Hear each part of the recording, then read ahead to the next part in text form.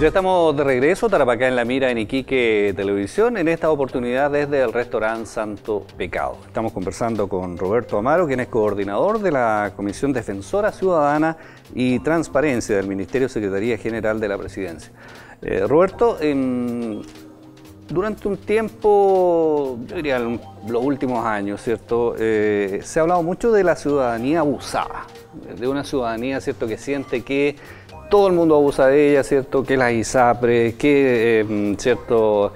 Las instituciones de salud, el retail, la banca, ¿cierto? Y se ha hablado, ¿cierto?, de esta ciudadanía que no tiene quien la defienda, digamos. ¿Qué pasa en otros países, digamos? ¿Existen instancias, más allá de lo que estábamos conversando de este defensor del pueblo, existen instancias también que protejan a la ciudadanía de abusos, por ejemplo, de las empresas o de las instituciones, más allá si son públicas o privadas? Bueno, yo diría, si tú me fuerzas a decir, creo que hay aspectos en Latinoamérica, son países en situación similar a la de Chile. En términos generales, el modelo económico implantado en Chile explica mucho de esto de los abusos, ¿no? El abuso de la farmacia, el abuso que se han ido conociendo ahora, ¿no? En el sentido de con el trabajo de algunas superintendencias u otros. A mí me gusta mucho más el modelo europeo, el sentido nórdico, donde hay mucho más supervigilancia, más valor de lo colectivo. ¿Y eso es autorregulación o hay instituciones hay un tema de cultura, que ¿no? fiscalizan? O sea, un tema cultural. Cultural, en términos de que la gente se pueda unir en una causa. Es muy difícil. Uno lo puede llevar, por ejemplo, al barrio donde uno vive. Con suerte uno conoce a la persona que vive al lado y no hay un sentido colectivo. Entonces tenemos problemas de seguridad ciudadana en el barrio y nos cuesta muchísimo poder armar una lista de los vecinos, saber quiénes son, conocernos. Entonces el sentido de lo colectivo está perdido. No está perdido totalmente, hay iniciativas que están buscando justamente ese tejido. Y cuando... ¿por qué esto tiene implicancias? Porque cuando uno se siente abusado, en el retail, por ejemplo, es individual. Y aún aparecen los casos en la televisión donde la persona la allanaron y no tenía nada, no se había robado nada, entonces hay una violación y la gente se indigna. Pero no hay esa tendencia a colectivizar a las personas que han sufrido lo mismo o que son usuarios regulares de algún servicio que se puedan colectivizar y unirse para hacer frente a esto. Y esa es una situación que se vio, disculpa, ex post, digamos, de la dictadura, que antes sí efectivamente estaba bien organizada o nunca estaba bien organizada en nuestro país. Oh, sí, en Chile sí efectivamente estuvo más colectivizada, la generación de sindicatos, de caja, la gente tenía un sentido en el barrio, como no se le llevaba al barrio, la gente se conocía. Las mutuales eran muy importantes, ¿cierto? Hace 100 años atrás. Yo hasta mi edad todavía jugaba con los niños de mi barrio, hoy los niños no juegan con los niños de su barrio porque no salen de las casas. Entonces, hay un tema con lo colectivo y esto es tremendamente importante porque al final de cuentas no basta un ombudsman, no basta la institución, sino que tiene que haber una sociedad civil muy potente, muy capaz de colocar los problemas sobre la mesa. Y en ese sentido, por ejemplo, hay áreas donde la sociedad civil ha hecho esa contribución, como por ejemplo el área de transparencia. Hay una sociedad civil muy potente que está llevando los casos adelante, que está pidiendo mayor grado de transparencia y probidad, está empujando una agenda de cambios legislativos. Ojalá tuviésemos esa sociedad civil en distintas áreas que nos permitiese también poder avanzar a un mejor estado, en definitiva, en los distintos ámbitos. Ahora, en el tema, a propósito de eso, en el tema político pareciera que se está dando un paso importante a raíz de todos estos escándalos, digamos, ¿cierto?, el financiamiento de las campañas, donde efectivamente, ¿cierto?, de alguna manera se hizo la vista gorda, ¿cierto?, todo el sistema político y se usó y a lo mejor mal usó, ¿cierto?, todo lo que era el financiamiento de la política a través de empresas, con boletas, ¿cierto?, ideológicamente falsas, facturas, en fin. ¿Crees tú que va a haber un antes y un después de este caso, digamos, respecto, ¿cierto?, de esta agenda de probidad y de transparencia que quiere establecer el gobierno? O sea, va a haber un antes y un después en la medida que haya organizaciones de la sociedad civil que estén fiscalizando muy cerca lo que va a pasar. Estamos en un ciclo político que cambió, y yo diría que entre el 2006 y el 2011 ese proceso no lo vimos muy bien, lo vimos como una generación cuando ya terminó en el 2011, que para muchos no empezar, pero si uno lo mira del 2006 al 2011, donde se empieza a generar este sentimiento colectivo. A través del derecho de educación se empieza a poner en cuestión varios otros derechos, por ejemplo el de la previsión. El de la AFP, a cuestionar el tema de la AFP, a cuestionar el tema de los derechos laborales. Entonces se empieza a abrir un abanico de posibilidades en el mundo político que parte de una ciudadanía que es más empoderada. Esto no es un cliché, o sea, hay una ciudadanía más empoderada, pero una ciudadanía de opinión pública. Y eso es lo que cómo lo unimos con la pregunta anterior. La sociedad civil está en proceso de fortalecimiento. Pero lo que hay es una indignación general que uno lo puede medir en las encuestas. Cuando uno dice quiénes apoyan o no apoyan la gratuidad de la educación, uno empieza a ver que hay una opinión mayoritaria de la gente de que quiere bienes colectivos, que quiere más bienes públicos, que va mucho en contraposición del individualismo. En el sentido, yo quiero una mejor salud, yo quiero una mejor educación. Y esos son bienes públicos. Y los bienes públicos se consiguen luchando, por supuesto.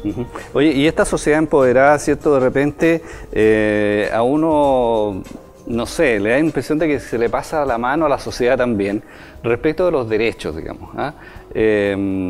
Uno es frecuente y ha ocurrido bastante con las últimas catástrofes en nuestro país, que la gente se queja mucho de que la autoridad no está, ¿cierto? No está en el minuto, o sea, no es que no va a venir en la semana o voy a esperar, digamos, ¿cierto? Algunos días que aparezca, ¿cierto? No sé, el alcalde, las distintas autoridades, los CEREMI, sino que inmediatamente la gente dice, bueno, no ha venido nadie, no me han traído nada, no me han traído ciertos alimentos, y al final uno dice, bueno, ¿hasta dónde, ¿cierto? La sociedad también puede exigir derechos o ciertas garantías, ¿cierto? Que, bueno, hasta hace algunas décadas, ¿cierto? Los que somos un poco mayores, no conocíamos, digamos. Esto de que te paguen, por ejemplo, un arriendo porque tu casa sufrió daños con el terremoto, ¿cierto? Durante un tiempo largo, mientras se arregla la casa.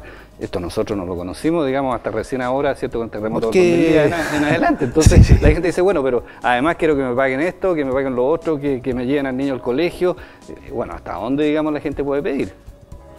Separar dos cosas. Una, el tema del descrédito de las instituciones políticas tiene que ver esencialmente con esta crisis de representatividad que está obligando a mayor grado de transparencia, a exigencias en términos de probidad y financiamiento que no habíamos visto en Chile. Y eso debiese haber un cambio muy potente respecto de la disponibilidad de las autoridades, del compromiso de la autoridad. En lo segundo, que tiene que ver, a nosotros nos gusta hablar de deberes y derechos. Solo entendemos que si uno es un ciudadano, y en esto ha sido un gran problema el no tener formación ciudadana en la escuela, y estamos como gobierno cambiando esa realidad, estamos creando nuevamente la formación ciudadana para que la gente entienda que esto es un sistema, que uno tiene derechos pero también tiene deberes, que uno tiene derecho a la educación gratuita, tiene derecho a la salud, pero también tiene el deber de pagar el servicio de transporte, que tiene deber de pagar lo que corresponde en sus impuestos, que tiene el deber de una serie de cosas, de respetar al funcionario público. Entonces, esto es un equilibrio. Evidentemente, hoy hay muchos más derechos y van a haber muchos más derechos en el futuro porque es un proceso que no termina. Cada vez se van adquiriendo nuevos derechos, pero ahora se habla mucho de los derechos culturales, sociales y políticos de las personas. Y esos cada vez van a ser más importantes. Por ejemplo, tú podrías decir, ¿existe o no existe el derecho al agua? Tú me dices, no, el agua es de privado.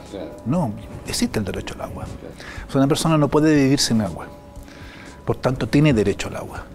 Entonces, van a ser temas, y se van a instalando temas que son realmente complejos, especialmente en un mundo donde está todo privatizado, donde van a haber bienes públicos que van a estar en cuestión y que van a tener que, van a existir derechos. Ahora, respecto, por ejemplo, del tema de lo que son los subsidios o estas cosas que se entregan producto de desastres naturales, evidentemente ahí hay un avance y yo no lo miro mal.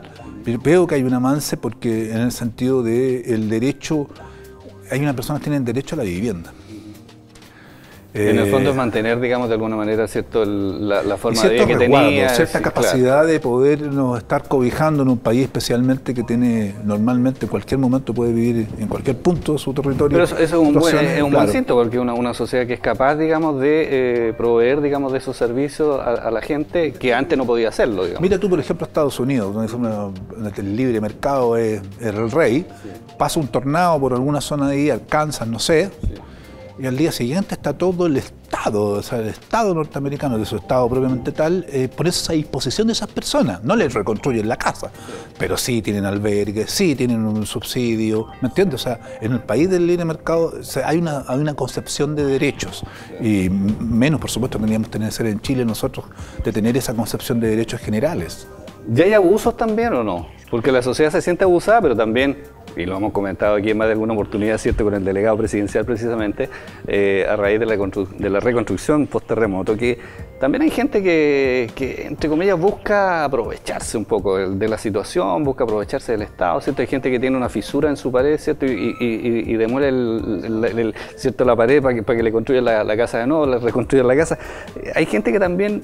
en ese sentido hay un tema ahí de educación que decías tú y de conciencia también ciudadana. Hay sistema de conciencia ciudadana en lo cultural cuando hacemos tampoco me puedo aprovechar del Estado o de los bienes del Estado.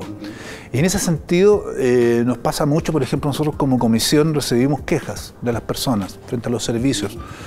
No tenemos dientes, como nosotros no tenemos dientes, pero sí efectivamente nosotros mediamos con los servicios para poder resolver problemas. Y nos damos cuenta, por ejemplo, que hay veces que el servicio tiene la razón.